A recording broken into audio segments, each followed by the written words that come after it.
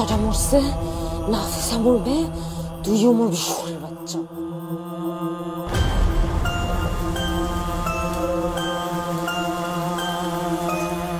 নাফিসার স্বভাবের উগ্রতা রোজ বেড়ে উঠতেছিল। Black magic, প্রেম, প্রতিশোধ আর সাইকো থ্রিলার, এই 4 জাদুকরী উপাদানকে একসঙ্গে মিলিয়ে তৈরি হয়েছে নতুন নাটক নসিব। পরিচালনায় রয়েছেন গুণী নির্মাতা তানিম রহমান অংশু। গল্পের পেছনে রয়েছে বিশ্বাস, ভয় ও নিয়তির রহস্যময় খেলা। অভিনয়ে রয়েছেন ইয়াশ রোহান, তানজিন তিশা ও প্রিয়ন্তী উর্বি। ভালোবাসা কোনো কিছু বিনিময়ে যাওয়া যায় না। আমি সারা জীবন যেসব বিশ্বাস করি নাই, আজ সেগুলোর উপরেও ভরসা করতে মন চাইতেছিল।